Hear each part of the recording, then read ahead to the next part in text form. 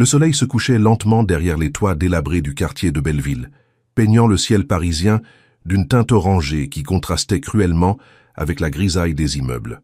Dans un petit appartement au 4e étage, sans ascenseur, Marie-Claire Dubois regardait le fond de son porte-monnaie avec une expression qui mêlait désespoir et résignation. 3,47 €. C'était tout ce qui lui restait jusqu'à la fin de la semaine, et nous n'étions que mardi. Ses deux filles, Emma, 8 ans, Léa, 6 ans, jouaient silencieusement dans leur chambre, leur petit ventre gargouillant doucement. Elles avaient appris, trop jeunes, à ne pas se plaindre de la faim. Marie-Claire, à 32 ans, portait déjà le poids du monde sur ses épaules. Ses cheveux châtains, autrefois brillants, étaient maintenant ternes et tirés en arrière dans un chignon pratique. Ses yeux verts, qui avaient jadis pétillé de rêves et d'ambitions, reflétaient maintenant une fatigue profonde. Depuis que son mari l'avait quittée il y a 2 ans, emportant avec lui les dernières économies de la famille et la laissant avec un loyer impayé et 2 enfants à élever, chaque jour était devenu un combat pour la survie. Elle travaillait comme femme de ménage dans plusieurs bureaux, commençant avant l'aube et finissant tard le soir, mais les revenus étaient insuffisants pour couvrir les besoins de base de sa petite famille. Ce soir-là, comme tant d'autres, Marie-Claire ouvrit les placards de sa cuisine minuscule, avec l'espoir secret d'y trouver quelque chose qu'elle aurait oublié. Mais les étagères étaient désespérément vides, à l'exception d'un paquet de pâtes entamées et d'une boîte de conserve cabossée dont l'étiquette était illisible. Elle soupira profondément, ferma les yeux et essaya de rassembler son courage. Il faudrait encore une fois expliquer à ses filles pourquoi le dîner serait si maigre, pourquoi il n'y aurait pas de pain frais, pourquoi elles devraient se contenter de si peu alors que d'autres enfants de leur école rentraient chez eux avec des goûters copieux et des repas équilibrés. Si vous appréciez cette histoire jusqu'à présent, n'hésitez pas à laisser un j'aime pour m'encourager à continuer. Et dites-moi en commentaire, que ressentez-vous pour Marie-Claire et ses filles dans cette situation difficile? Le lendemain matin, Marie-Claire se réveilla encore plus tôt que d'habitude. Elle avait à peine dormi, l'estomac noué par l'angoisse et les soucis financiers qui tournaient en boucle dans sa tête. Elle prépara en silence le petit déjeuner de ses filles, un bol de lait écrémé avec quelques céréales bon marché pour chacune. C'était tout ce qu'elle pouvait leur offrir. Emma et Léa, habituées à ces matins difficiles, mangèrent sans se plaindre, mais Marie-Claire voyait bien dans leurs yeux qu'elles auraient aimé avoir plus. Après les avoir accompagnées à l'école, elle se dirigea vers son premier travail de la journée, dans les bureaux d'une grande entreprise du quartier d'affaires. La tour de verre et d'acier où elle travaillait contrastait violemment avec son quartier populaire. Chaque matin, en franchissant les portes automatiques du hall d'entrée, Marie-Claire avait l'impression de pénétrer dans un autre monde, un univers où l'argent coulait à flot et où les préoccupations étaient bien différentes des siennes. Elle nettoyait les bureaux des cadres supérieurs, vidait leurs corbeilles remplies de documents coûteux, astiquait leurs meubles en bois précieux.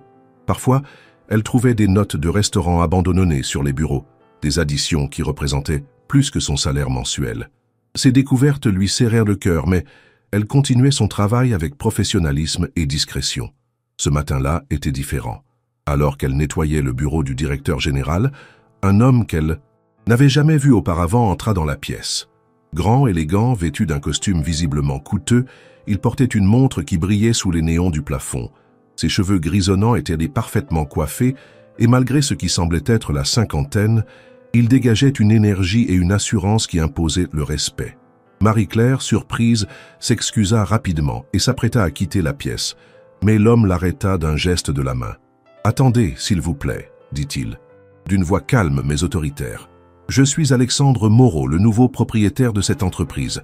Je viens de racheter la société la semaine dernière. » Il observa Marie-Claire avec une attention particulière, remarquant ses vêtements usés mais propres, ses mains rougies par les produits de nettoyage et surtout l'expression de fatigue et de dignité qui marquait son visage. « Comment vous appelez-vous » Marie-Claire, intimidée mais essayant de garder sa composure, répondit « Marie-Claire Dubois, monsieur. Je travaille ici depuis 3 ans. Je m'occupais juste du nettoyage de ce bureau. Je ne voulais pas vous déranger. » Elle serrait son seau et sa serpillière, prête à partir au moindre signe de mécontentement de la part de ce nouvel arrivant imposant. Alexandre Moreau l'observa encore quelques secondes, puis hocha la tête. « Vous faites du bon travail, Madame Dubois. Les bureaux sont impeccables. » Il marqua une pause, comme s'il réfléchissait à quelque chose d'important. « Dites-moi, travaillez-vous uniquement ici ou avez-vous d'autres emplois ?» La question surprit Marie-Claire. Personne ne s'était jamais intéressé à sa situation personnelle dans ce lieu de travail. Elle hésita un moment, puis décida de répondre honnêtement. « J'ai plusieurs emplois, monsieur. Je nettoie également d'autres bureaux le soir et le week-end. J'ai 2 filles à élever seules. » Alexandre hocha la tête avec une expression pensiveuse. « C'est admirable, Madame Dubois. Élever des enfants seuls tout en travaillant autant demande un courage extraordinaire. » Il sembla réfléchir encore un moment, puis ajouta « Nous nous reverrons bientôt, j'en suis certain. » Marie-Claire quitta le bureau avec une étrange sensation. Il y avait quelque chose dans le regard de cet homme, une profondeur qu'elle n'arrivait pas à déchiffrer. Était-ce de la compassion, de l'intérêt professionnel?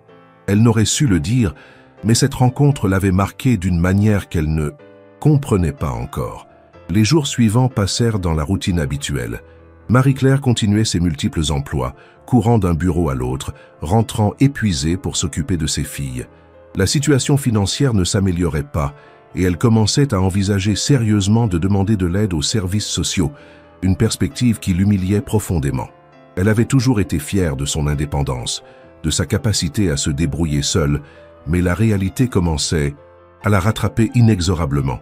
Un jeudi matin, alors qu'elle arrivait au bureau d'Alexandre Moreau pour son nettoyage habituel, elle trouva une enveloppe posée sur le bureau avec son nom écrit à la main. Son cœur se serra. Était-ce un avertissement? Un licenciement? Avec des mains tremblantes, elle ouvrit l'enveloppe et en sortit une lettre écrite sur du papier à en-tête de l'entreprise. « Madame Dubois », commençait la lettre, « votre professionnalisme et votre dévouement n'ont pas passé. Inaperçu. J'aimerais vous proposer un poste à temps plein au sein de notre entreprise, avec un salaire décent et des avantages sociaux. Si cette proposition vous intéresse, veuillez vous présenter à mon bureau demain à 14 h. Cordialement, Alexandre Moreau. » Marie-Claire dut s'asseoir tant l'émotion était forte. Elle relut la lettre plusieurs fois, n'osant y croire. Un emploi à temps plein, avec un salaire décent, cela semblait trop beau pour être vrai. Toute la journée, elle oscilla entre l'espoir et la méfiance. Que voulait vraiment cet homme? Quelles seraient les conditions de cette offre? Le lendemain, à l'heure convenue, Marie-Claire se présenta devant le bureau d'Alexandre Moreau. Elle avait mis sa plus belle robe, celle qu'elle réservait pour les occasions importantes, et avait pris soin de se coiffer correctement. Malgré ses efforts, elle se sentait terriblement intimidée dans cet environnement luxueux. Alexandre l'accueillit avec un sourire chaleureux et l'invita à s'asseoir. « Madame Dubois, merci d'être venue. J'ai une proposition à vous faire, mais avant cela, j'aimerais vous raconter une histoire. » Il se cala dans son fauteuil de cuir et prit une expression plus grave. « Il y a 30 ans, j'étais un jeune homme sans le sou, fraîchement diplômé mais sans connexion ni héritage familial. Ma première entreprise a fait faillite, j'ai perdu ma maison et je me suis retrouvé à dormir dans ma voiture. Un jour désespéré, j'ai frappé à la porte d'un petit restaurant, espérant qu'on me donnerait quelque chose à manger en échange d'un peu de travail. » Marie-Claire écoutait, fascinée par cette confession inattendue de la part d'un homme qu'elle percevait comme ayant toujours vécu dans l'aisance. « La propriétaire du restaurant était une femme d'un certain âge, Madame Chen, » continua Alexandre. « Elle m'a non seulement donné à manger, mais elle m'a aussi offert un travail de plongeur. Plus que cela, elle m'a redonné confiance en moi.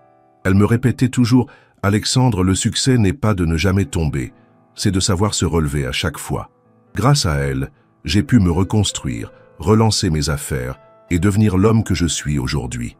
Il marqua une pause, regardant Marie-Claire droit dans les yeux. Madame Chen est décédée l'année dernière. Avant de mourir, elle m'a fait promettre de transmettre cette générosité à quelqu'un qui en avait besoin. Quand je vous ai vu l'autre jour, votre dignité malgré les difficultés, votre courage silencieux, j'ai su que vous étiez cette personne. Marie-Claire sentit les larmes monter à ses yeux. Monsieur Moreau, je ne sais pas quoi dire. Ne dites rien pour l'instant, répondit Alexandre avec douceur. Écoutez d'abord ma proposition. Je vous offre un poste de responsable de l'entretien et de la logistique de notre entreprise. Le salaire est de 3 500 € net par mois, avec tous les avantages sociaux, une mutuelle complète pour vous et vos filles, et 5 semaines de congés payés. De plus, l'entreprise dispose d'une crèche pour les enfants des employés, où vos filles pourront être accueillies après l'école en attendant que vous finissiez votre journée de travail. Marie-Claire resta muette de stupéfaction. Cette offre dépassait tous ses rêves les plus fous. Elle qui gagnait péniblement 1 200 € par mois, en cumulant tous ses emplois. Voilà qu'on lui proposait un salaire qui lui permettrait enfin de vivre dignement avec ses filles. « Mais pourquoi moi ?» balbutia-t-elle. « Je n'ai aucune formation en logistique, aucune expérience de management. » Alexandre sourit. « Vous avez quelque chose de plus précieux que tous les diplômes du monde. L'intégrité, le sens du travail bien fait et la capacité de vous battre pour ce qui vous tient à cœur. Ces qualités ne s'apprennent pas dans les écoles de commerce. Je suis prêt à investir dans votre formation, à vous donner les outils nécessaires pour réussir dans ce poste. Tout ce que je vous demande en retour, c'est de transmettre cette générosité le jour où vous en aurez les moyens. » Les larmes coulaient maintenant librement sur les joues de Marie-Claire. Pour la première fois depuis des années, elle entrevoyait un avenir différent pour elle et ses filles. Un avenir où elle n'aurait plus faim, où elle pourrait se permettre des petits plaisirs, où l'éducation de ses enfants ne serait plus un luxe inabordable. « J'accepte, » dit-elle d'une voix tremblante d'émotion. « J'accepte, et je vous promets que je ne vous décevrai pas. » Alexandre se leva et lui tendit la main. « Bienvenue dans l'équipe, Madame Dubois. Vous commencez lundi prochain. D'ici là, je vous suggère de prendre quelques jours pour vous organiser et dire au revoir à vos autres emplois. » En sortant du bureau, Marie-Claire avait l'impression de flotter sur un nuage. Elle pensait déjà au moment où elle annoncerait la nouvelle à Emma et Léa, à leur joie quand elles apprendraient qu'elles pourraient enfin manger à leur faim, avoir de nouveaux vêtements, peut-être même partir en vacances. Ce soir-là, pour la première fois depuis des mois, Marie-Claire utilisa ses derniers euros pour acheter de quoi préparer un vrai repas. Elle acheta du pain frais, du jambon, des fruits et même un petit gâteau au chocolat. Quand Emma et Léa rentrèrent de l'école et virent la table dressée avec tous ces mets délicieux, leurs yeux s'écarquillèrent de surprise et de joie. « Maman, c'est ton anniversaire ?» demanda Léa avec émerveillement. Marie-Claire s'assit à table avec ses filles et leur prit les mains. « Non, ma chérie, mais c'est le début d'une nouvelle vie pour nous trois. Maman a trouvé un nouveau travail, un vrai travail, qui va nous permettre de vivre beaucoup mieux. » Emma, plus mature que ses 8 ans ne le laissait apparaître, regarda sa mère avec une gravité inhabituelle. « Ça veut dire qu'on n'aura plus jamais faim, maman ?»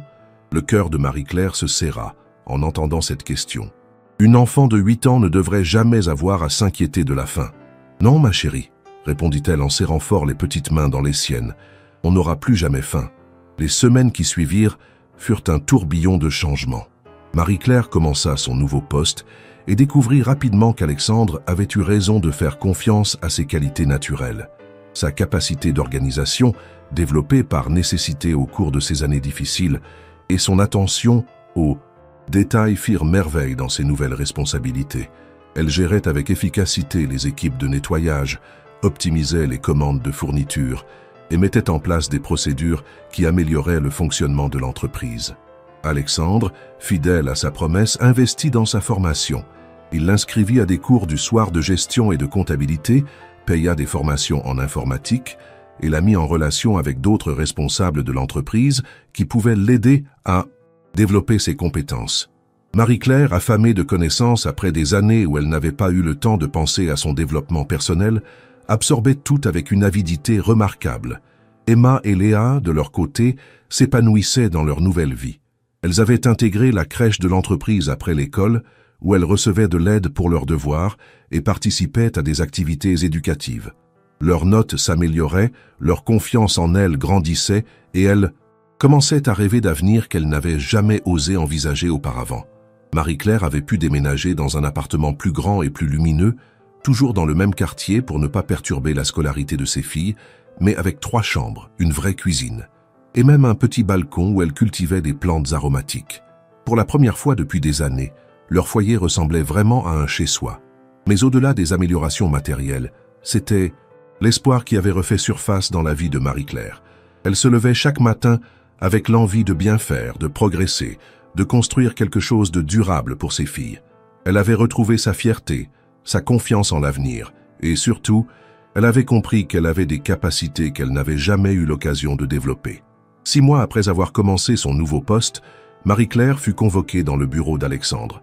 Elle s'y rendit avec une légère appréhension, se demandant si elle avait commis une erreur ou si ses performances n'étaient pas à la hauteur des attentes. « Asseyez-vous, Marie-Claire », dit Alexandre avec le sourire. Au fil des mois, leur relation s'était faite moins formelle et ils avaient développé un respect mutuel basé sur le professionnalisme et la confiance. Je voulais faire le point avec vous sur ces 6 premiers mois. Marie-Claire s'installa, essayant de dissimuler sa nervosité. Vos résultats sont exceptionnels, continua Alexandre. Non seulement vous avez parfaitement maîtrisé votre poste, mais vous avez également proposé des améliorations qui ont permis à l'entreprise d'économiser plus de 50 000 € depuis votre arrivée. L'équipe vous respecte, les autres départements font régulièrement votre éloge, et les clients ont remarqué l'amélioration générale de nos services. Marie-Claire sentit un soulagement immense l'envahir, rapidement suivi d'une fierté qu'elle n'avait pas ressentie depuis longtemps. C'est pourquoi, poursuivit Alexandre, j'aimerais vous proposer une promotion. Je souhaite créer un nouveau poste de directrice des services généraux avec une équipe de 15 personnes sous votre responsabilité. Le salaire serait de 4 500 € net par mois, avec une prime annuelle basée sur les performances de votre département. Marie-Claire resta sans voix. En moins d'1 an, elle était passée de femme de ménage, luttant pour survivre, à directrice d'un département dans une entreprise prospère. C'était inespéré, presque surréaliste. Mais surtout, ajouta Alexandre, j'aimerais que vous pensiez à la promesse que vous m'avez faite le jour où vous avez accepté ce poste. Vous souvenez-vous? Marie-Claire hocha la tête. Transmettre cette générosité le jour où j'en aurai les moyens. Exactement. Et je pense que ce jour est arrivé. J'aimerais que vous réfléchissiez à un projet personnel qui vous tient à cœur, quelque chose qui pourrait aider d'autres personnes dans des situations similaires à celles que vous avez vécues. L'entreprise est prête à soutenir financièrement ce projet. Cette proposition ouvrit un nouveau chapitre dans la réflexion de Marie-Claire. Elle avait été si occupée à reconstruire sa vie qu'elle n'avait pas encore vraiment pensé à la manière dont elle pourrait aider les autres. Mais maintenant que la question était posée, des idées commençaient à germer dans son esprit. Elle pensa à toutes ces femmes qu'elle avait croisées dans les bureaux de Pôle emploi, à ces mères de famille qui jonglaient entre plusieurs emplois précaires, à ces enfants qui arrivaient à l'école le ventre vide. Elle pensa à sa propre histoire, au moment de désespoir qu'elle avait traversé, et à la différence qu'une seule personne bienveillante avait pu faire dans sa vie. « J'aimerais créer une association », dit-elle après quelques minutes de réflexion. Une association qui aiderait les mères célibataires en difficulté à retrouver un emploi stable. Pas seulement en leur donnant de l'argent, mais en leur offrant une formation, un accompagnement et surtout en leur redonnant confiance en elles. Alexandre sourit. C'est exactement le genre de projet auquel je pensais. Développez-moi cette idée. Faites-moi un plan détaillé et nous en reparlerons. Marie-Claire quitta ce bureau avec une mission qui la passionnait déjà. Elle allait créer l'association Nouveau Départ, qui accompagnerait les femmes en difficulté vers un retour à l'emploi durable. Elle imaginait déjà des programmes de formation, des partenariats avec des entreprises, un système de parrainage où des femmes qui avaient réussi à s'en sortir accompagneraient celles qui commençaient leur parcours. Les mois suivants furent intenses. Marie-Claire jonglait entre ses nouvelles responsabilités professionnelles et la création de son association. Elle passait ses soirées à rédiger des statuts, à monter des dossiers de subvention, à rencontrer des partenaires potentiels. Emma et Léa, maintenant âgées de 9 et 7 ans, comprenaient l'importance de ce projet pour leur mère et l'aidaient à leur manière, préparant des enveloppes ou rangeant des documents. L'association Nouveau Départ vit officiellement le jour 1 an après la promotion de Marie-Claire. Alexandre, fidèle à sa promesse, avait non seulement apporté un soutien financier conséquent, mais avait également mobilisé son réseau professionnel pour aider au développement du projet. L'inauguration eut lieu dans les Tights on Chase, locaux que l'association avait pu louer grâce au premier financement. 3 salles de formation, un espace d'accueil et même une petite garderie pour que les mères puissent suivre les formations sans se soucier de leurs enfants.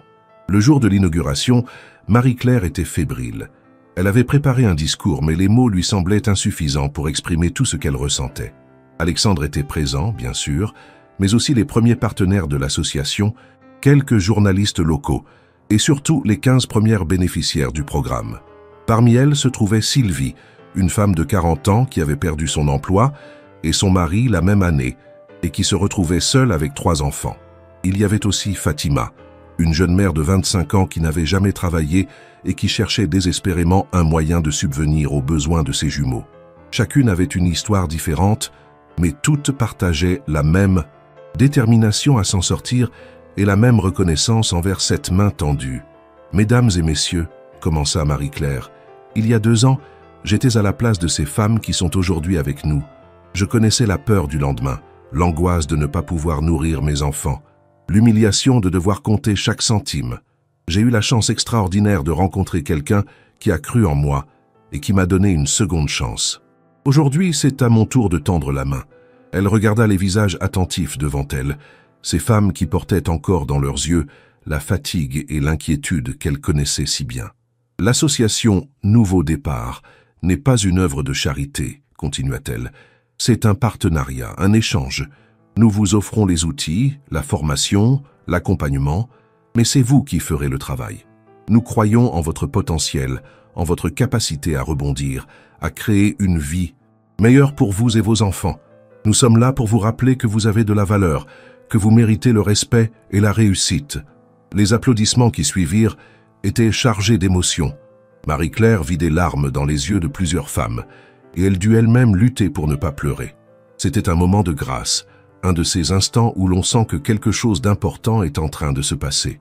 Le programme de Nouveau Départ était ambitieux, mais réaliste. Chaque bénéficiaire était d'abord reçu en entretien individuel pour identifier ses compétences, ses aspirations et ses contraintes particulières. Ensuite, un parcours personnalisé était établi, comprenant de la formation professionnelle, du coaching personnel, des ateliers de confiance en soi et un accompagnement dans la recherche d'emploi. Marie-Claire avait tenu à ce que l'association dispose d'une garderie, se souvenant combien il était difficile de suivre une formation ou de chercher un emploi quand on ne savait pas où laisser ses enfants. Elle avait également mis en place un système de parrainage où d'anciennes bénéficiaires qui avaient retrouvé un emploi stable accompagnaient les nouvelles arrivantes, créant ainsi une chaîne de solidarité qui se perpétuait. Les premiers résultats furent encourageants. Sur les 15 femmes de la première promotion, 12 avaient trouvé un emploi stable dans les 6 mois suivant leur formation. Sylvie était devenue assistante comptable dans une PME locale. Fatima avait obtenu un poste d'aide-soignante après avoir suivi une formation accélérée, et d'autres avaient trouvé leur voie dans des domaines aussi variés que la vente, l'informatique ou l'artisanat. Mais au-delà des statistiques, c'était la transformation de ces femmes qui touchait le plus Marie-Claire. Elle les voyait reprendre confiance en elles, redresser les épaules, sourire à nouveau. Elle voyait leurs enfants s'épanouir, libérés de l'angoisse de leur mère. C'était exactement ce qu'elle avait voulu créer, un cercle vertueux où la réussite de chacune profitait à toutes. L'association prit rapidement de l'ampleur. Les médias s'intéressèrent à cette initiative originale et les demandes d'aide affluèrent. Marie-Claire dut embaucher une équipe permanente, une coordinatrice pédagogique, une psychologue, une assistante sociale et même une éducatrice pour la garderie. Nouveau Départ devint un modèle et d'autres villes demandèrent conseil pour créer des structures similaires. 3 ans après la création de l'association, Marie-Claire fit le bilan. Plus de 200 femmes avaient été accompagnées avec un taux de retour à l'emploi de 78%. Mais surtout, l'association avait créé un réseau de solidarité qui s'étendait bien au-delà de ses murs. Les anciennes bénéficiaires continuaient à s'entraider. Certaines avaient créé leur propre entreprise et embauchaient d'autres femmes en difficulté.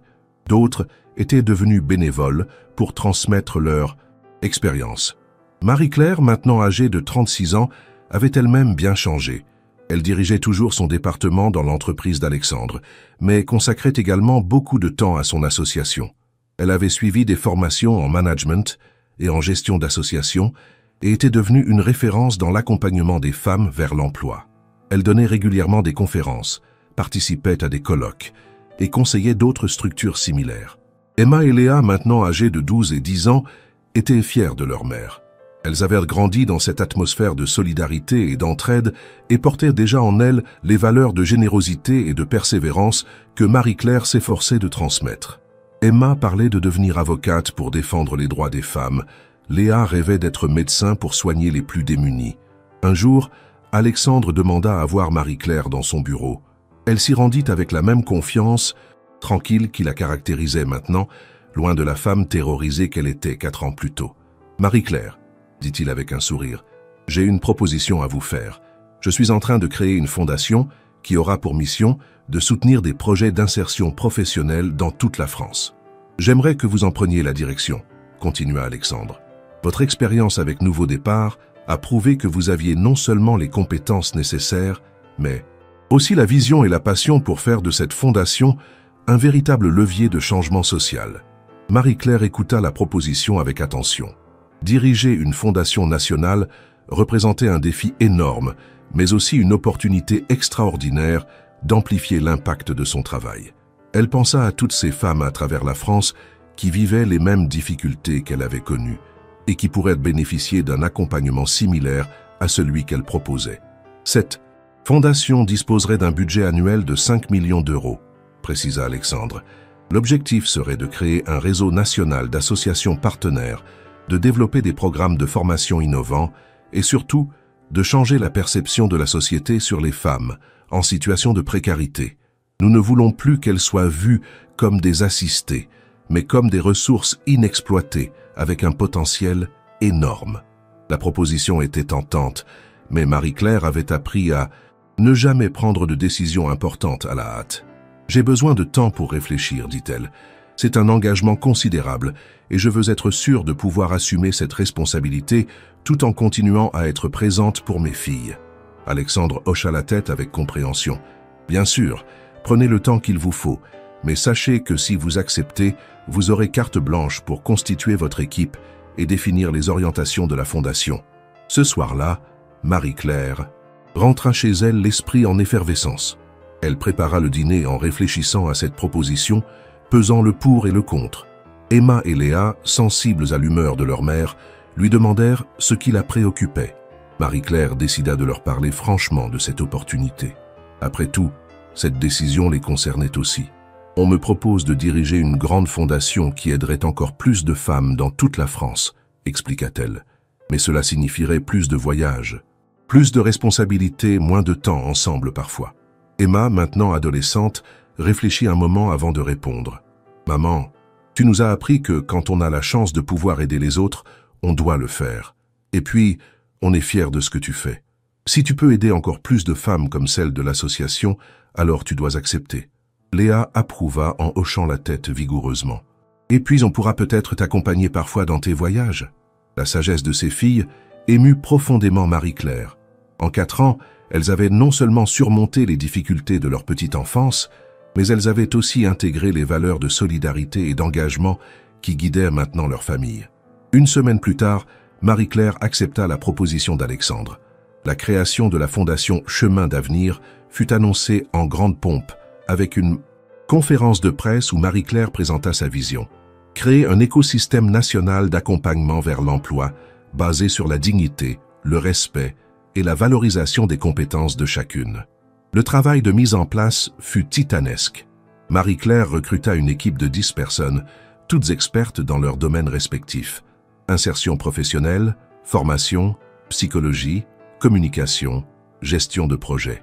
Elle organisa des tournées dans toute la France pour identifier les CJ107 besoins locaux et nouer des partenariats avec les associations existantes. Ce qui la frappait le plus dans ses voyages, c'était la similitude des histoires qu'elle entendait. À Marseille, elle rencontra Aïcha, une femme de 45 ans qui élevait seule ses 4 enfants après un divorce difficile. À Lille, c'était Brigitte, licenciée à 50 ans et qui ne trouvait plus de travail malgré ses 20 années d'expérience.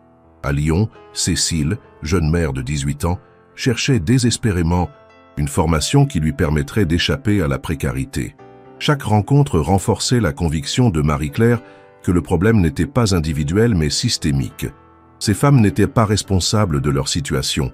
Elles étaient victimes d'un système qui ne leur donnait pas leur chance, qui les enfermait dans des stéréotypes, qui ne reconnaissait pas leur potentiel.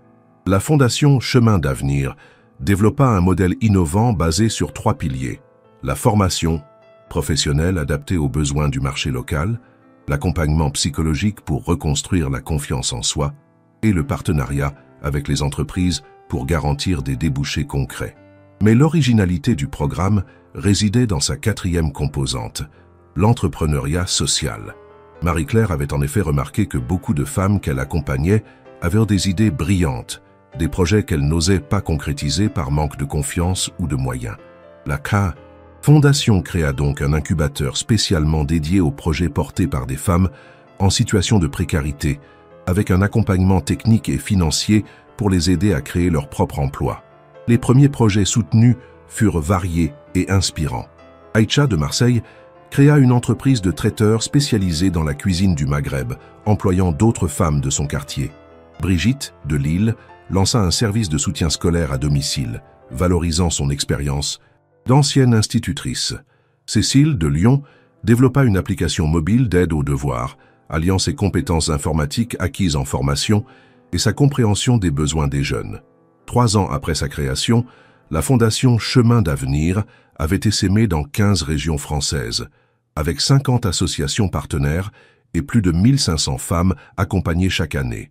Le taux de retour à l'emploi atteignait 82%, et surtout 35% des bénéficiaires créaient leur propre activité, générant à leur tour de nouveaux emplois. L'impact de ce travail dépassait largement les statistiques. Marie-Claire recevait régulièrement des lettres de femmes qui témoignaient de leur transformation. « Vous m'avez redonné le goût de rêver », écrivait l'une d'elles. « Mes enfants sont fiers de leur maman maintenant », disait une autre. « J'ai enfin l'impression d'exister, de compter », confiait une troisième. Ces témoignages étaient pour Marie-Claire la plus belle récompense de son engagement. Elle se souvenait de sa propre transformation, de cette femme désespérée qu'elle était encore 5 ans plus tôt, et elle mesurait le chemin parcouru non seulement par elle, mais par toutes ces femmes qu'elle avait eu la chance d'accompagner. Un jour, alors qu'elle visitait l'antenne parisienne de la Fondation, Marie-Claire fut surprise de voir entrer dans les locaux une jeune femme qu'elle reconnut immédiatement. C'était Sarah, la fille aînée de Sylvie, une des premières bénéficiaires de Nouveau Départ. Sarah avait maintenant 18 ans et venait de terminer son baccalauréat. « Madame Dubois », dit Sarah avec émotion, « je voulais vous remercier. Grâce à vous, ma mère a retrouvé un travail et nous avons pu avoir une vie normale. Mais surtout, vous nous avez montré qu'on pouvait s'en sortir, qu'on avait le droit de rêver. Je viens de décrocher une bourse pour étudier l'économie sociale et solidaire. Plus tard, j'aimerais créer ma propre association pour aider les jeunes de quartiers difficiles. » Cette rencontre bouleversa Marie-Claire. Elle réalisait que son action avait un effet multiplicateur, que les enfants des femmes qu'elle aidait grandissaient avec des modèles différents, des ambitions plus grandes, une confiance en l'avenir que leur mère n'avait pas eue à leur âge. Emma et Léa, maintenant âgées de 15 et 13 ans, avaient grandi dans cet environnement d'engagement social. Emma excellait dans ses études et parlait toujours de devenir avocate spécialisée dans le droit social. Léa, plus artiste, voulait utiliser ses talents créatifs pour sensibiliser le public aux questions de précarité. Toutes deux participaient régulièrement aux activités de la Fondation, aidant lors des événements, témoignant de leur expérience auprès des enfants des bénéficiaires. Marie-Claire était fière de ses filles, mais aussi consciente qu'elle portait parfois le poids de son engagement. Elle veillait à préserver des moments familiaux, des vacances, des soirées où elle pouvait simplement être mère et fille, sans parler de travail ou d'association. L'anniversaire des 5 ans de la Fondation Chemin d'avenir fut l'occasion d'une grande cérémonie à Paris. Plus de 500 personnes étaient présentes, bénéficiaires actuelles et anciennes, partenaires, financeurs, personnalités politiques et médiatiques. Alexandre, maintenant âgé de 60 ans mais toujours aussi dynamique, avait tenu à être présent pour célébrer ce succès. Dans son discours, Marie-Claire revint sur le chemin parcouru. « Il y a 8 ans, dit-elle, j'étais une femme désespérée qui ne savait pas comment nourrir ses enfants. Aujourd'hui, je dirige une fondation qui aide des milliers de femmes chaque année. Cette transformation n'a été possible que grâce à une rencontre, celle d'un homme qui a su voir en moi un potentiel que je ne soupçonnais pas moi-même. » Elle se tourna vers Alexandre dans l'assistance. « Monsieur Moreau, votre générosité n'a pas seulement changé ma vie. Elle a créé une chaîne de solidarité qui continue de grandir et de se multiplier. Chaque femme que nous aidons devient à son tour un maillon de cette chaîne, transmettant à d'autres l'espoir et les moyens de s'en sortir. » Puis, s'adressant aux femmes présentes dans la salle, elle ajouta « À toutes celles qui traversent actuellement des difficultés, je veux dire ceci, vous n'êtes pas seules, vous avez de la valeur, et vous avez le droit de rêver d'une vie meilleure. Ne laissez personne vous dire le contraire, nous sommes là pour vous accompagner, mais c'est vous qui avez la force de changer votre vie. » L'émotion était palpable dans la salle. Beaucoup pleuraient, touchés par ces mots qui résonnaient avec leur propre expérience. Marie-Claire termina son discours par un engagement. La Fondation Chemin d'avenir ne s'arrêtera pas là. Nous avons l'ambition de créer un véritable mouvement national, de changer les mentalités, de faire en sorte qu'aucune Femmes ne se sentent jamais abandonnées par la société. Nous construisons ensemble un avenir où la précarité ne sera plus une fatalité. Les applaudissements furent nourris et prolongés. Marie-Claire quitta la scène avec la satisfaction du devoir accompli, mais aussi avec la conscience que le travail était loin d'être terminé. Quelques mois plus tard, Marie-Claire reçut une proposition inattendue. Le gouvernement français, impressionné par les résultats de la fondation Chemin d'avenir, lui proposait de devenir conseillère spéciale du ministre de l'Emploi pour les questions d'insertion des femmes en difficulté. Cette mission lui permettrait d'influencer les politiques publiques nationales et d'essaimer le modèle développé par sa fondation à l'échelle du pays tout entier. C'était une reconnaissance exceptionnelle de son travail, mais aussi une responsabilité énorme. Marie-Claire hésita longtemps. Elle avait construit sa réputation sur le terrain, au contact direct des femmes en difficulté. Cette nouvelle fonction l'éloignerait-elle de ses valeurs? Pourrait-elle garder sa liberté d'action dans un environnement politique parfois contraignant? Finalement, elle décida d'accepter, mais à ses conditions. Elle négociait pour conserver la direction de sa fondation, ne travaillant pour le ministère qu'à temps partiel. Elle exigea également que toutes les mesures proposées soient d'abord testées sur le terrain avec les associations partenaires de Chemin d'avenir. Son entrée au gouvernement, même à temps partiel, fit sensation. Les médias présentèrent son parcours comme un exemple de réussite sociale exemplaire, de la femme de ménage à la conseillère ministérielle. Marie-Claire accepta quelques interviews, mais resta fidèle à sa ligne. Ce qui comptait, ce n'était pas son ascension personnelle, mais l'impact de son action sur la vie de milliers de femmes. Grâce à son influence, plusieurs mesures importantes furent adoptées. La création d'un fonds national d'accompagnement vers l'emploi pour les femmes isolées, la mise en place de crèches d'entreprises obligatoires dans les grandes sociétés et surtout, une refonte complète des dispositifs d'insertion professionnelle pour les rendre plus humains et plus efficaces. Mais l'innovation la plus remarquable fut la création du passeport compétences, un dispositif qui permettait à toute femme en situation de précarité de faire reconnaître officiellement ses compétences, même acquises de manière informelle. Une mère de famille qui avait géré un budget familial pendant des années pouvait ainsi faire valoir ses compétences en gestion. Une femme qui avait élevé plusieurs enfants pouvait valoriser ses capacités d'organisation et de communication. Ce dispositif révolutionna l'approche de l'insertion professionnelle en France. Au lieu de se concentrer sur ce que ces femmes n'avaient pas, diplôme, expérience professionnelle formelle, on mettait enfin en avant ce qu'elles avaient, des compétences réelles, souvent remarquables, acquises dans l'adversité. Les résultats ne se firent pas attendre. Le taux de retour à l'emploi des femmes, accompagné par les dispositifs publics, passa de 45% à 71% en 2 ans. Plus important encore, la durée moyenne pour retrouver un emploi stable diminua de moitié. Marie-Claire, maintenant âgée de 40 ans, était devenue une figure respectée de l'action sociale en France.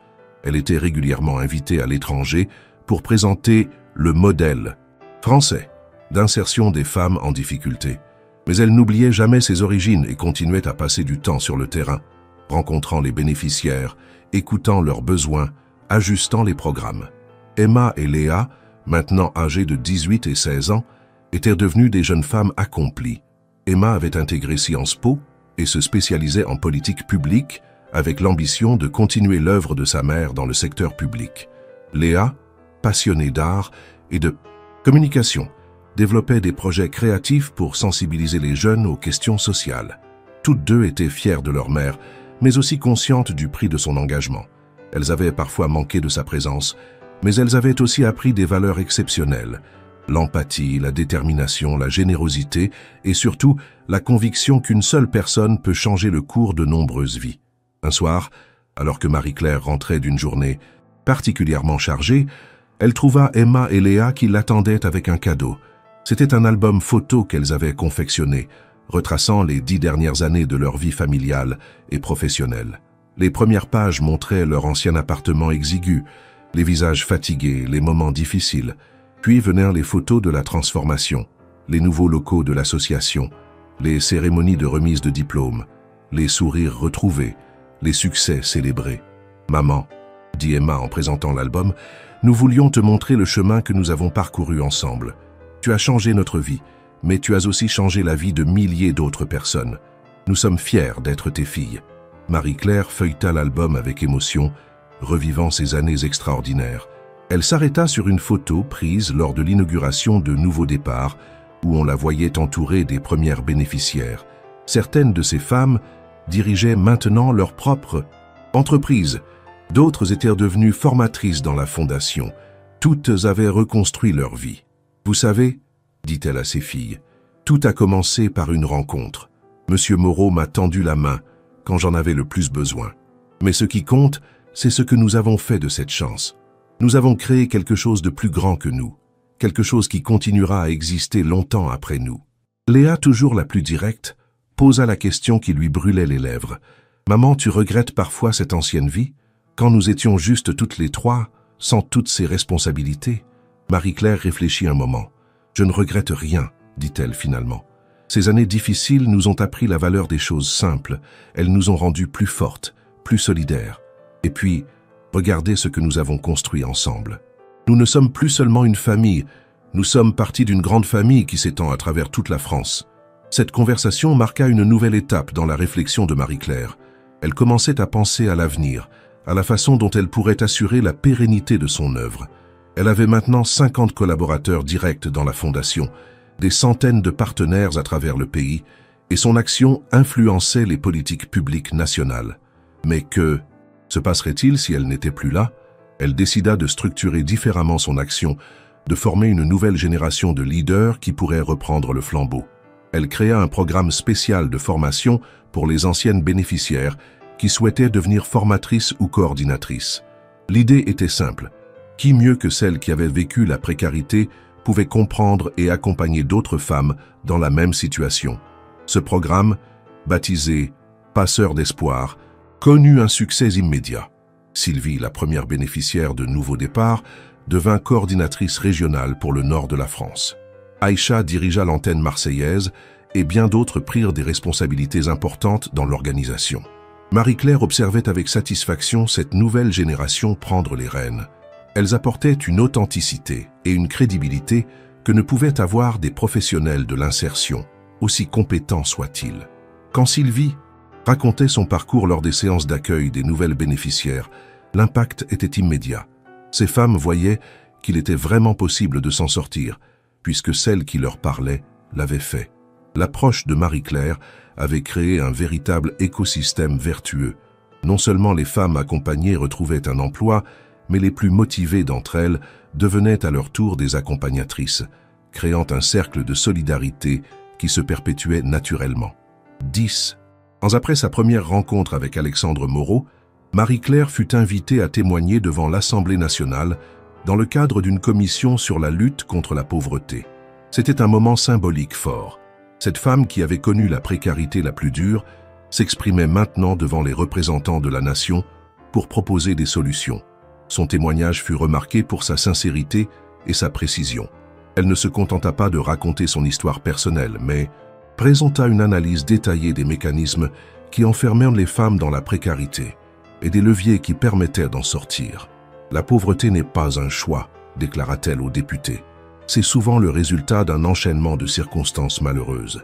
Mais avec un accompagnement adapté, ces femmes peuvent non seulement s'en sortir, elles peuvent devenir des forces vives pour notre économie et notre société. » Elle proposa plusieurs mesures concrètes. La généralisation du passeport compétences, la création d'un service public de la garde d'enfants et surtout un changement radical dans la façon de percevoir les femmes en difficulté. « Arrêtons de les voir comme un coût pour la société », plaide-t-elle. Elles sont un investissement d'avenir. Ces propositions furent largement reprises par les parlementaires de tous bords politiques. Une loi fut votée quelques mois plus tard, généralisant à l'échelle nationale les dispositifs expérimentés par la Fondation Chemin d'avenir. Chers lecteurs, cette histoire vous touche-t-elle? N'hésitez pas à laisser un j'aime si vous souhaitez connaître la suite. Et partagez en commentaire. Que pensez-vous de l'évolution de Marie-Claire et de l'impact de son action sur la société? Aujourd'hui, Marie-Claire Dubois est devenue une figure emblématique de la résilience et de l'engagement social en France. À 42 ans, elle continue de diriger la fondation Chemin d'avenir, qui accompagne maintenant plus de 3000 femmes par an dans 25 régions françaises. Son modèle a été exporté dans plusieurs pays européens et elle est régulièrement consultée par les organisations internationales. Mais au-delà des chiffres et des reconnaissances officielles, ce qui compte le plus pour Marie-Claire, ce sont les vies transformées. Chaque mois, elle reçoit des lettres de femmes qui témoignent de leur réussite, de leurs enfants qui réussissent à l'école, de leurs projets d'avenir. Ces témoignages la confortent dans sa mission et lui donnent l'énergie de continuer. Emma a maintenant 20 ans et travaille déjà sur des projets d'insertion professionnelle dans le cadre de ses études. Elle prépare un mémoire sur l'impact intergénérationnel des politiques d'insertion, étudiant comment l'accompagnement des mères influence le parcours scolaire et professionnel de leurs enfants. Ses premières recherches confirment ce que Marie-Claire observe depuis des années. Quand une mère retrouve confiance en elle et stabilité professionnelle, ses enfants réussissent mieux à l'école et ont des ambitions plus grandes. Léa, maintenant âgée de 18 ans, a créé un collectif d'artistes engagés qui utilisent l'art pour sensibiliser aux questions sociales.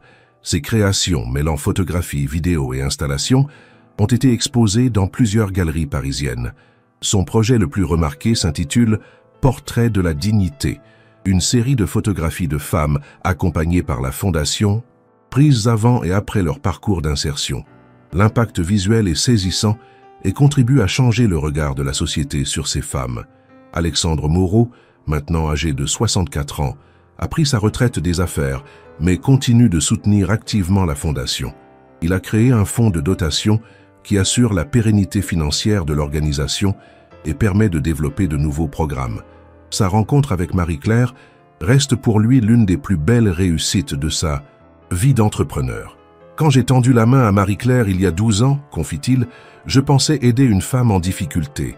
Je ne me doutais pas que j'allais contribuer à créer un mouvement qui changerait la vie de milliers de personnes. C'est la plus belle leçon de ma carrière. La générosité est le meilleur investissement que l'on puisse faire.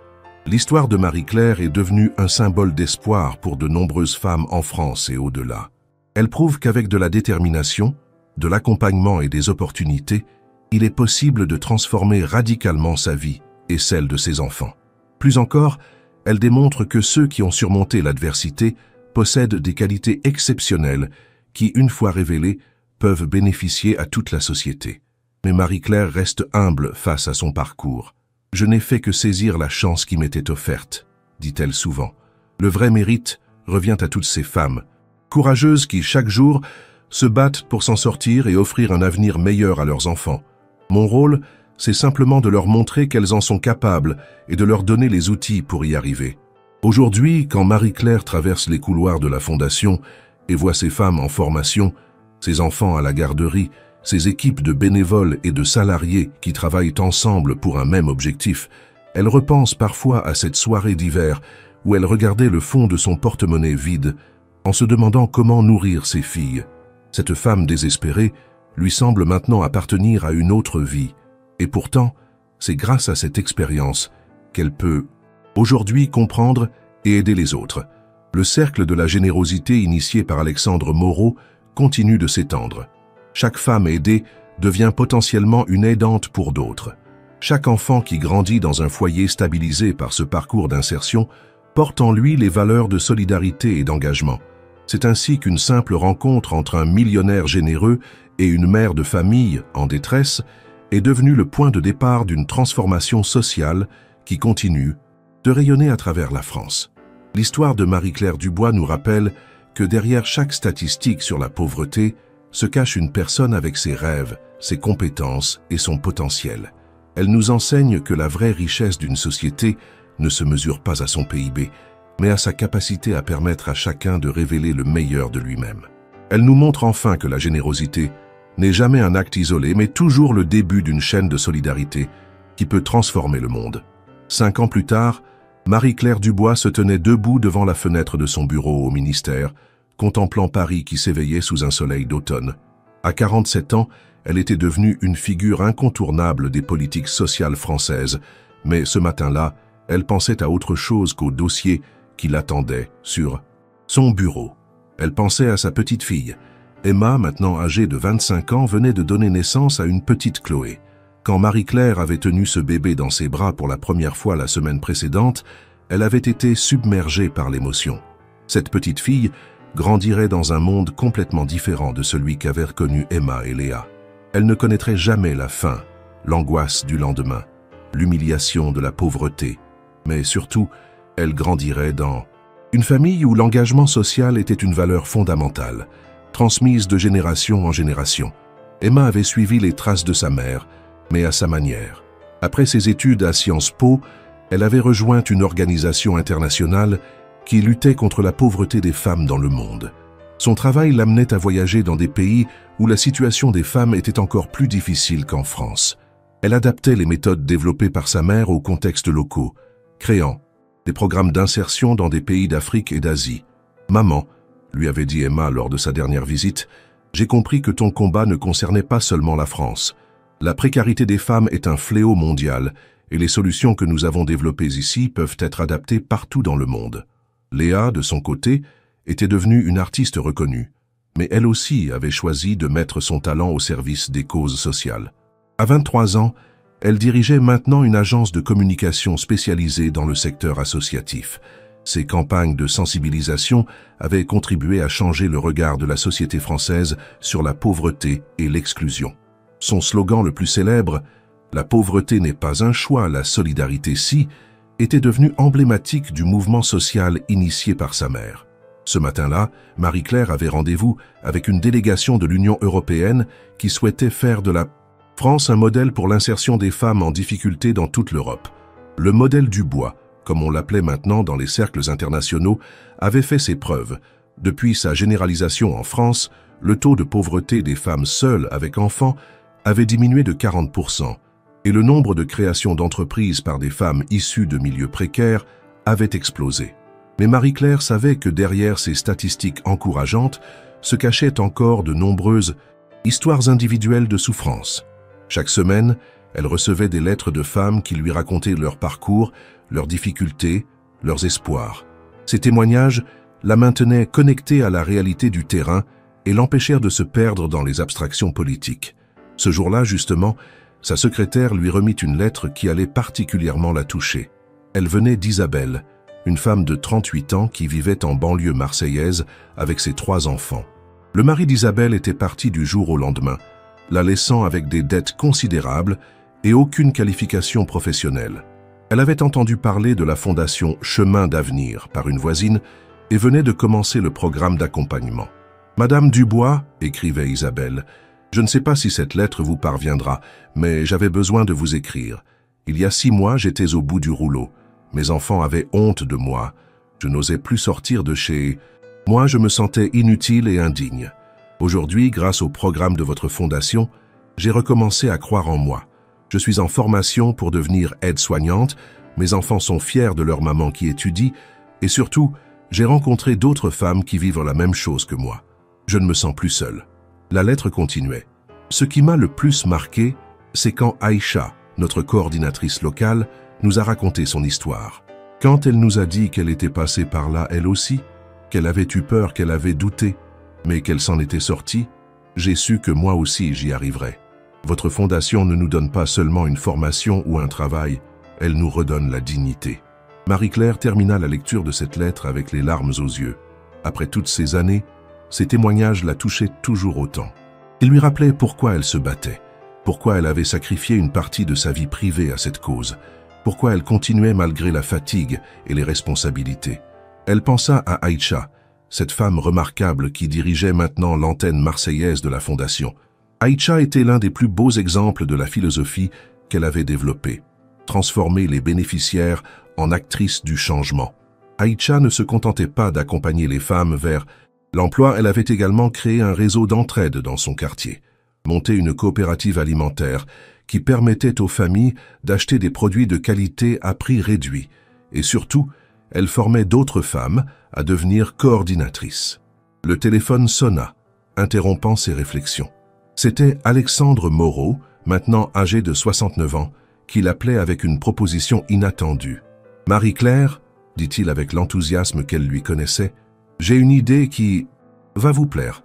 Et si nous créions une école spécialisée dans la formation des professionnels de l'insertion sociale ?» L'idée était séduisante.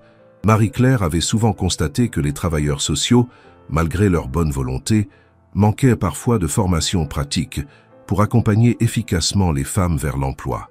Beaucoup appliquaient des méthodes théoriques qui ne correspondait pas aux réalités de terrain qu'elle connaissait si bien. « Expliquez-moi votre idée », dit-elle intriguée. « Je pense à une école qui formerait des professionnels selon vos méthodes, avec un apprentissage basé sur l'expérience pratique et le témoignage de celles qui ont vécu la précarité. Nous pourrions y former des coordinatrices, des formatrices, des conseillères en insertion, mais aussi des entrepreneurs sociaux qui créeraient de nouveaux dispositifs d'accompagnement. » Marie-Claire réfléchit rapidement. Cette école pourrait effectivement permettre de démultiplier l'impact de leur action, de former une nouvelle génération de professionnels imprégnés de leurs valeurs et de leurs méthodes.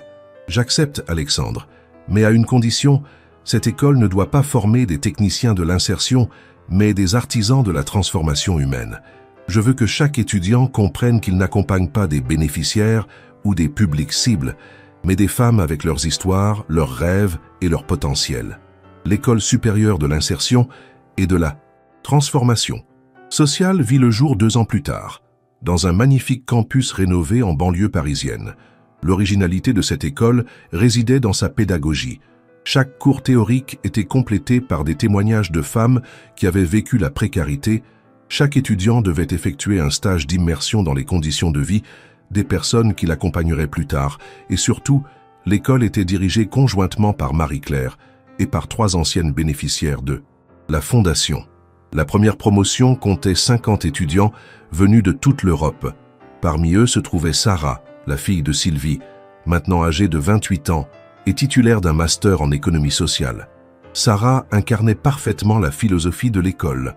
Elle avait vécu enfant les difficultés de sa mère, avait vu sa transformation grâce à la Fondation et voulait maintenant consacrer sa vie à aider d'autres familles. Le cursus de l'école était innovant. Les étudiants apprenaient bien sûr les techniques classiques d'accompagnement vers l'emploi, mais ils étudiaient aussi la psychologie de la précarité, l'impact du trauma social sur les familles, les mécanismes économiques qui maintiennent les femmes dans la pauvreté, et surtout, les leviers de transformation individuelle et collective. L'un des cours les plus appréciés était celui animé par Léa, qui enseignait communication et dignité. Elle apprenait aux futurs professionnels à communiquer avec les femmes en difficulté sans jamais les humilier, à valoriser leurs compétences plutôt qu'à souligner leurs manques, à créer des supports de communication qui restaurent l'estime de soi.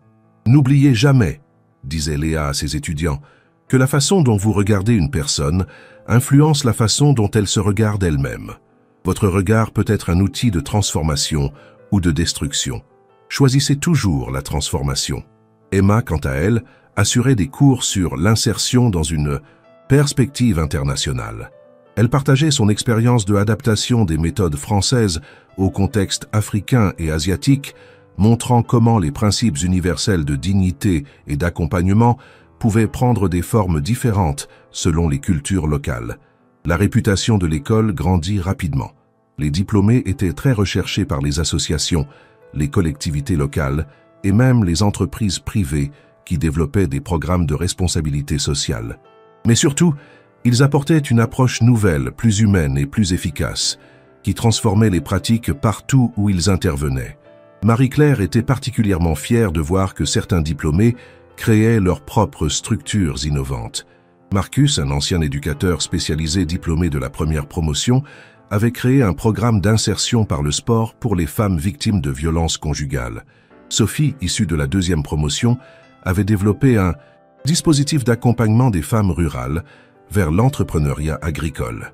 3 ans après l'ouverture de l'école, Marie-Claire reçut une invitation qui la surprit. L'UNESCO souhaitait qu'elle présente le modèle français lors d'une conférence mondiale sur l'éradication de la pauvreté féminine. C'était une reconnaissance internationale exceptionnelle de son travail. À 50 ans, Marie-Claire se retrouvait donc à la tribune de l'UNESCO face à des représentants de 150 pays pour parler de son expérience et des leçons qu'on pouvait en tirer. Elle commença son intervention par ces mots. « Excellences, mesdames et messieurs, il y a 20 ans, j'étais une femme désespérée qui ne savait pas comment nourrir ses filles. Aujourd'hui, je m'adresse à vous depuis cette tribune prestigieuse. Entre ces 2 moments, il y a eu une rencontre, celle d'un homme généreux qui a cru en moi. Mais surtout, il y a eu la prise de conscience qu'aucune femme ne doit rester seule face à la précarité. Elle continua en expliquant les principes fondamentaux qui avaient guidé son action. La pauvreté n'est pas une caractéristique personnelle, c'est une situation temporaire que l'on peut transformer. Chaque femme en difficulté possède des compétences et des ressources qu'il faut révéler plutôt que de se concentrer sur ses manques. L'accompagnement vers l'emploi doit être global. Formation professionnelle, accompagnement psychologique, garde d'enfants et surtout, restauration de la confiance en soi. Mais son message le plus fort porta sur la nécessité de faire des femmes aidées, les actrices de leur propre transformation et, à terme, les accompagnatrices d'autres femmes.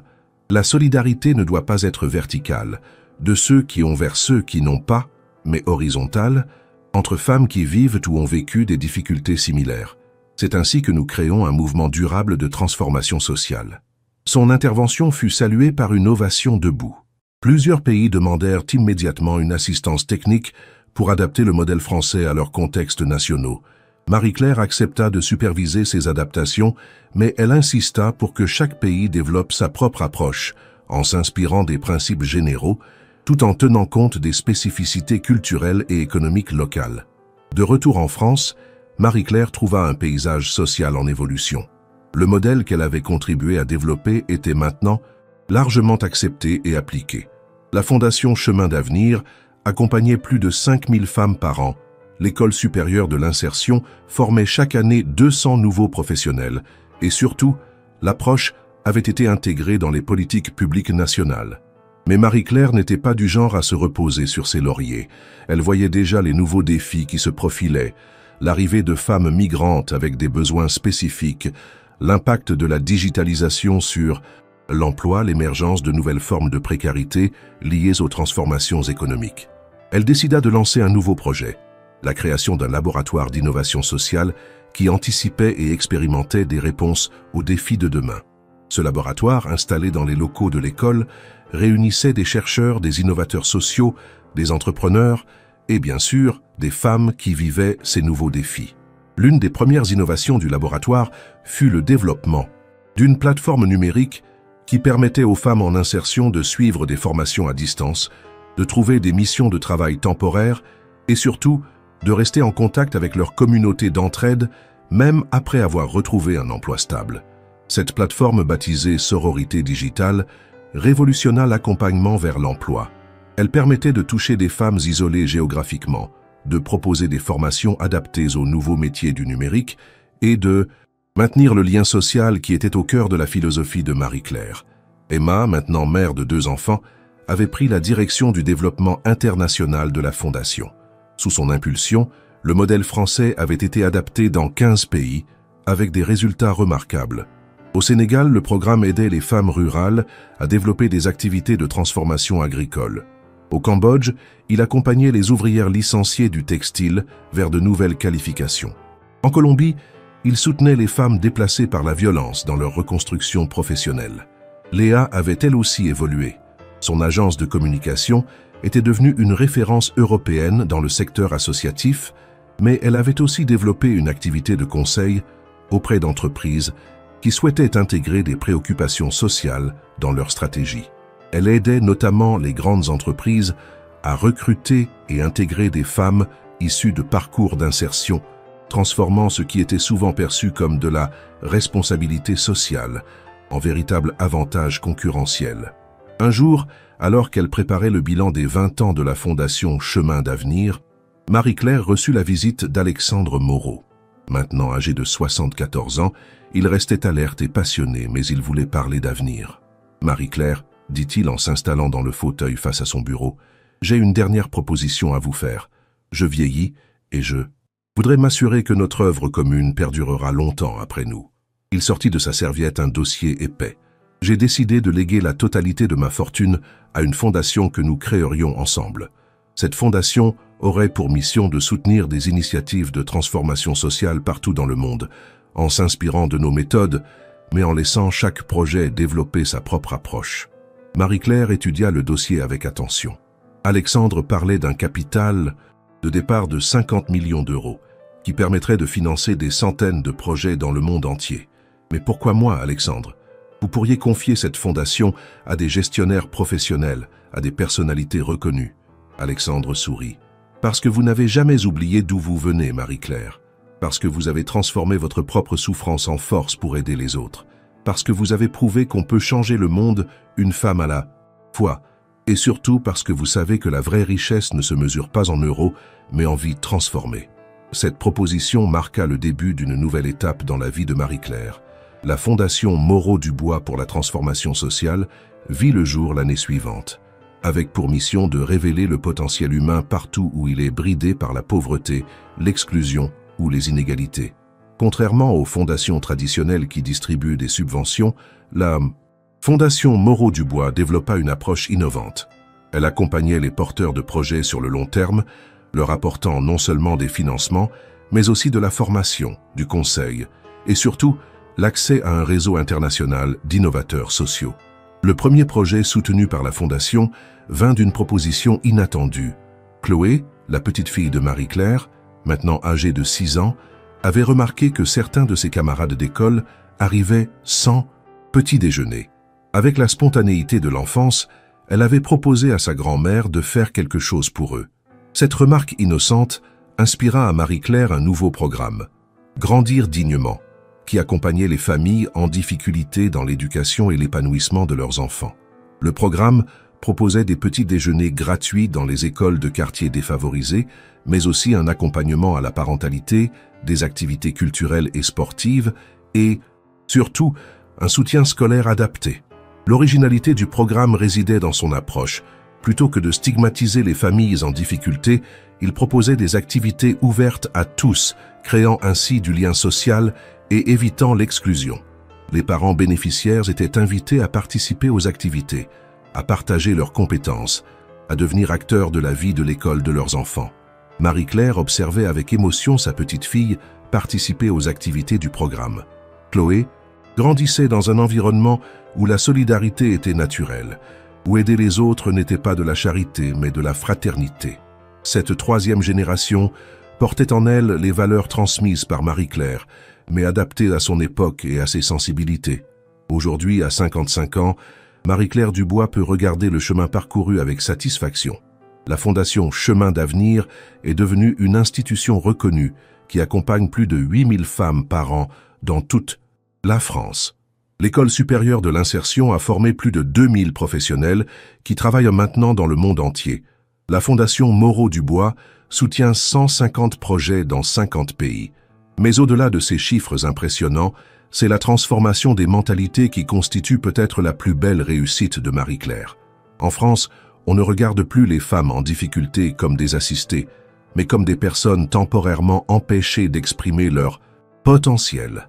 Les politiques d'insertion sont devenues plus humaines, plus respectueuses, plus efficaces. Emma, maintenant âgée de 30 ans, a pris la direction générale de toutes les activités internationales. Ses 3 enfants grandissent en voyageant avec elle, découvrant la diversité du monde, tout en gardant cette conscience sociale qui caractérise leur famille. Emma prépare déjà la 4e génération à porter ces valeurs, mais en les adaptant aux défis de leur époque. Léa, âgée de 28 ans, a créé sa propre entreprise sociale qui emploie maintenant 200 personnes, dont 80% sont d'anciennes bénéficiaires de programmes d'insertion. Son entreprise développe des outils de communication pour le secteur associatif, mais aussi des programmes d'art-thérapie pour les femmes en difficulté et des campagnes de sensibilisation qui changent progressivement le regard de la société. Alexandre Moreau, maintenant âgé de 79 ans, continue de s'impliquer activement dans la fondation qui porte son nom. Sa santé reste bonne et il dit souvent que sa collaboration avec Marie-Claire lui a donné une seconde jeunesse.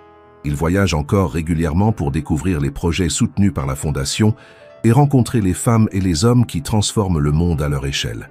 Mais ce qui touche le plus Marie-Claire, c'est la chaîne de solidarité qui continue de s'étendre. Sylvie, la première bénéficiaire de Nouveau Départ, dirige maintenant une fédération d'associations du nord de la France.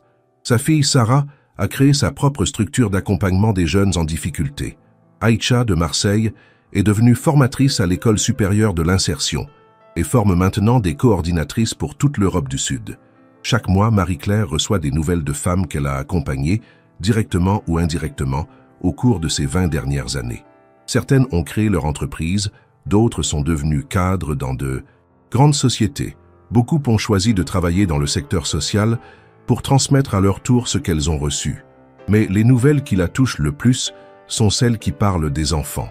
Ces enfants qui ont grandi dans des familles stabilisées grâce au programme d'insertion réussissent mieux à l'école, ont des ambitions plus grandes et surtout portent en eux cette conviction que chacun mérite sa chance et que la solidarité peut tout transformer. Un jour récent, Marie-Claire a reçu une lettre qui l'a particulièrement émue. Elle venait de Malik, un jeune homme de 22 ans dont la mère avait été accompagnée par la fondation quand il avait 12 ans. Malik venait de terminer ses études d'ingénieur et écrivait « Madame Dubois, grâce à vous, ma mère a retrouvé confiance en elle et un travail stable. Mais surtout, elle m'a transmis l'idée que je pouvais réussir, que j'avais ma place dans cette société. Aujourd'hui, je commence ma carrière dans une entreprise qui développe des technologies pour l'aide humanitaire. Je voudrais mettre mes compétences au service de ceux qui en ont besoin, comme vous l'avez fait pour nous. » Ces témoignages rappellent chaque jour à Marie-Claire que son action dépasse largement le cadre professionnel. Elle a contribué à changer la trajectoire de milliers de familles, et cet impact se transmet de génération en génération.